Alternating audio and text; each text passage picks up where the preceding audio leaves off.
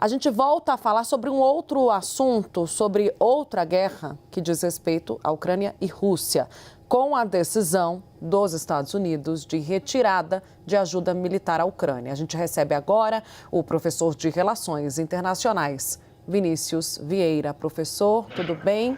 Bem-vindo. Tá me ouvindo? Tudo certo com a nossa conexão? Sim, Tainá, muito obrigado pelo convite. Boa tarde a todos.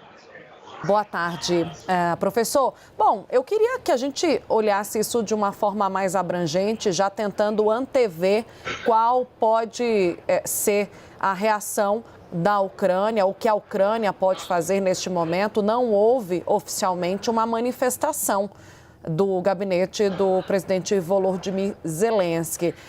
A Ucrânia pode, de alguma forma, reagir a essa decisão dos Estados Unidos, que, em linha, a decisão também se posiciona por meio de várias autoridades políticas, professor, exigindo desculpas do presidente Zelensky pelas manifestações da última sexta-feira.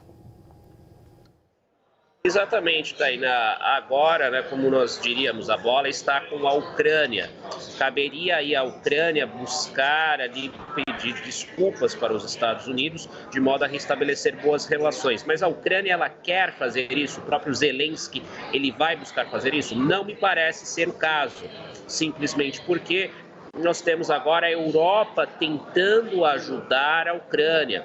Ali a Comissão Europeia já anunciou um pacote que seria ali da ordem, no total para a defesa europeia de 150 bilhões de euros, não apenas para a Ucrânia, mas para construir um sistema de defesa da Europa que não dependa dos Estados Unidos. A tendência, portanto, é que a Ucrânia busque agora se proteger não mais com a ajuda de Washington, mas com a ajuda de Bruxelas apenas. Claro que há aí limitações, como, por exemplo, a aquisição de equipamentos que antes eram fornecidos pelos americanos. Como haverá essa substituição ainda não está claro, mas me parece que Zelensky não vai voltar atrás e, portanto, a tendência é que esse congelamento persista, porque Trump já deixou claro, só volta atrás se Zelensky pedir desculpas e Zelensky, tudo indica, não fará isso. Professor, e quais são os limites de apoio, por outro lado, de países europeus que já manifestaram esse apoio, inclusive conduzindo bilhões de dólares, de euros, em investimento à Ucrânia? Como é que fica o apoio da comunidade europeia em reação a essa retaliação dos Estados Unidos? A Europa, mais uma vez, Tainá, tem aqui a prova de que ela não pode mais depender dos Estados Unidos para se defender. Portanto, como vários líderes europeus, notadamente o primeiro-ministro do Reino Unido, Keir Starmer, já mencionou, é necessário construir ali todo um plano de paz que não dependa dos Estados Unidos, até porque a Europa, ela tem receio ali que o Trump faça um acordo diretamente com Putin, como já tinha sinalizado em relação à questão russo-ucraniana, sem a participação dos europeus. E com isso os europeus perderiam o quê? Prestígio. A Europa, me parece, também ela não continuar a guerra. Então esse apoio militar para a Ucrânia vai se dar ali no limite de apenas conter um eventual avanço russo posteriormente ali ao fim dos combates. Então o principal objetivo da Europa, me parece que é menos fazer com que a guerra continue e muito mais proteger-se aí via Ucrânia de uma eventual futura invasão de Vladimir Putin. Esse é o grande medo da Europa. A Ucrânia sem uma situação ali de fim dos combates, acabando por ter o quê? Ter de se defender sozinha, o que não conseguiria, e isso afetaria, claro, a Europa ali, uma eventual futura invasão da Rússia em outras áreas do continente europeu.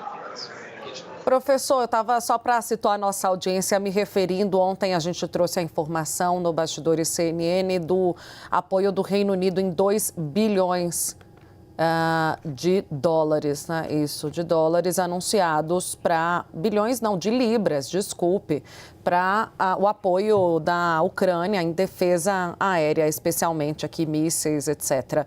E também 800 bilhões de euros da União Europeia para a defesa própria, incluindo a Ucrânia.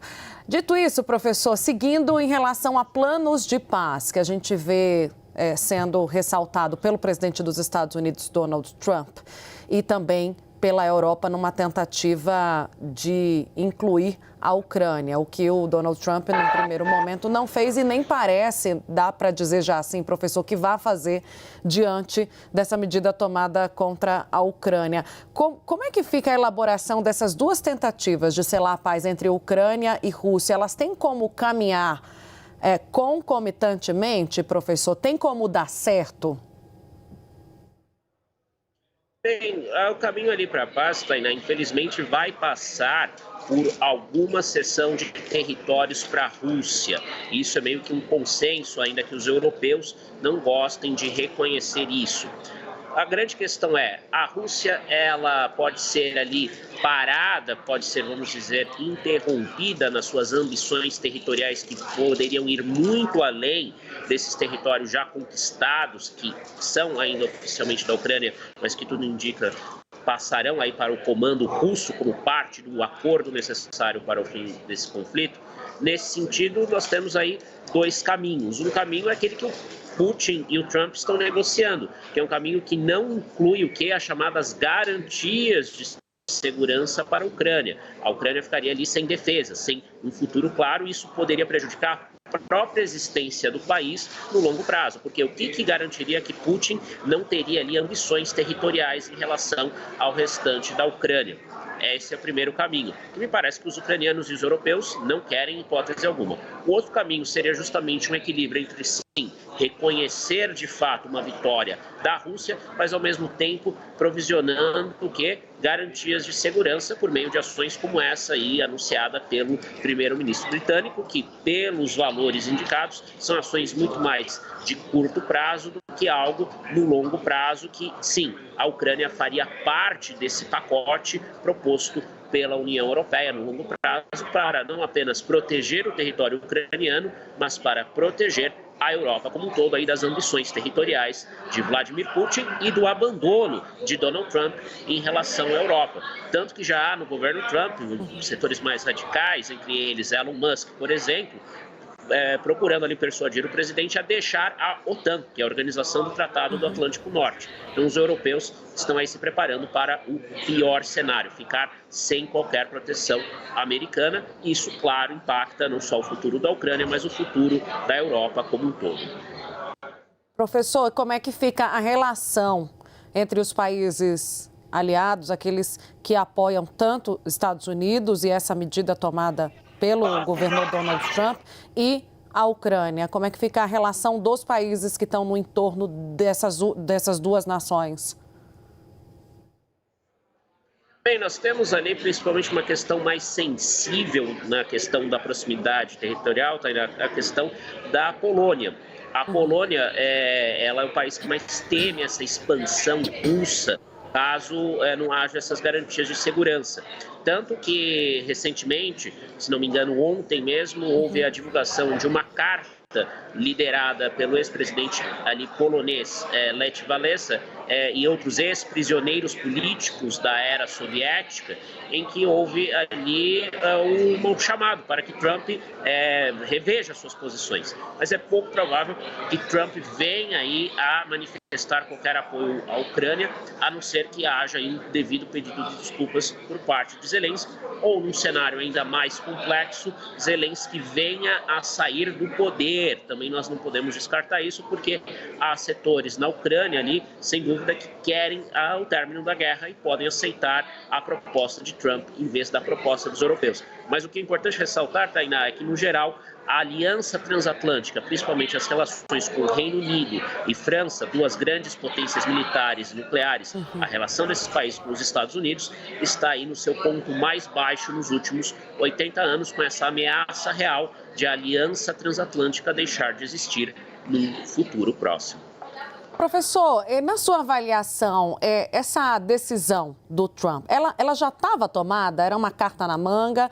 Ela foi acelerada pelo bate-boca de sexta-feira? Ou aquilo dali foi mais uma encenação, uma desculpa do presidente para conseguir implementar o que já estava decidido? Qual a avaliação que o senhor faz de sexta-feira para cá?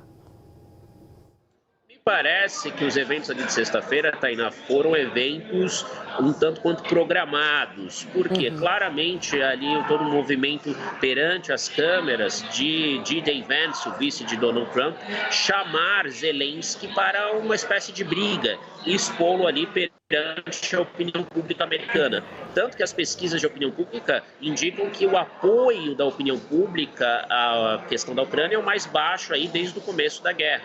Então, nesse sentido, Trump parece ter, de fato, armado ali um teatro para acelerar esse processo e tentar o quê? Essa capitulação da Ucrânia. A Ucrânia procurar ali se render na prática sem qualquer ganho de fato. E com isso tem ali o que? Temos o Vladimir Putin, o presidente russo, saindo como grande beneficiado, porque ele não será, em hipótese alguma, nesse framework, né, nessa lógica aí defendida por Donald Trump, ele não será punido por essa violação territorial da Ucrânia, será plenamente recompensado.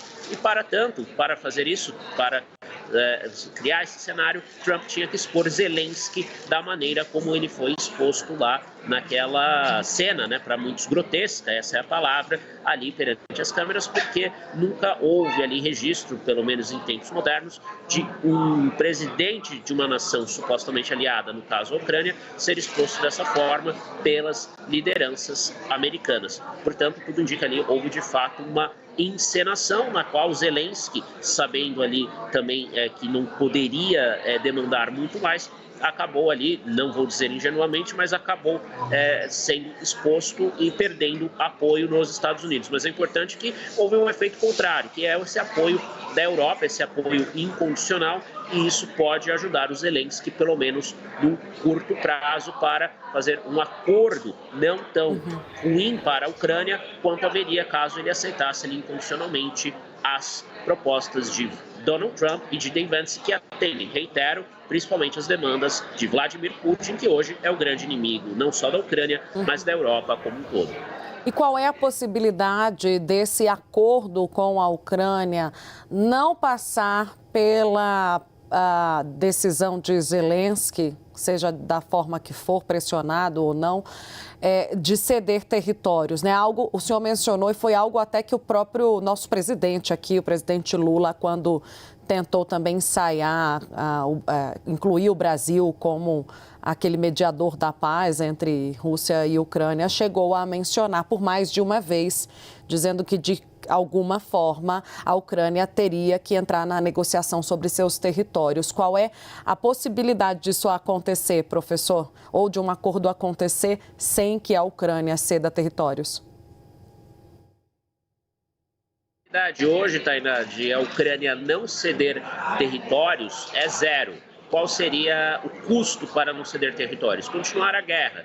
Mas continuar a guerra sem a ajuda americana, apenas com a ajuda europeia, no longo prazo me parece muito difícil, porque os europeus não têm o mesmo poder de fogo que os americanos. Então, nos bastidores, me parece, todos sabem que é impossível chegar a um acordo sem a cessão de territórios. A grande questão para a qual, principalmente Trump, o seu governo parece estar pouco ali sensível, são as garantias de segurança, ou seja, como ficará a proteção da Ucrânia posteriormente, como assegurar que, após essa cessão de territórios, Vladimir Putin não vai avançar 1 centímetro a mais sobre o território da Ucrânia que restar. Porque é importante lembrar, lá no começo da guerra e de tempos em tempos, a Rússia sugere ali que a Ucrânia não deveria existir como Estado independente. Então, essa é a grande preocupação de Zelensky. Ele sabe que vai ter que ceder territórios, mas ele quer o quê? Preservar a soberania da Ucrânia e, claro, preservar o seu próprio governo e preservar a si mesmo. Então, é isso que talvez seja crucial ali para a Europa, no sentido de ela apoiar a Ucrânia para que ela não tenha ali de aceitar goela abaixo aquilo que Trump e Putin, na prática, estão propondo aos ucranianos e, claro, ao presidente Zelensky. Professor, obrigada por esse tempo com a gente. Nesta terça-feira ainda de carnaval, nós conversamos com o professor de Relações Internacionais, Vinícius Vieira. Bom descanso, até uma próxima. Muito obrigado, bom carnaval a todos, até mais.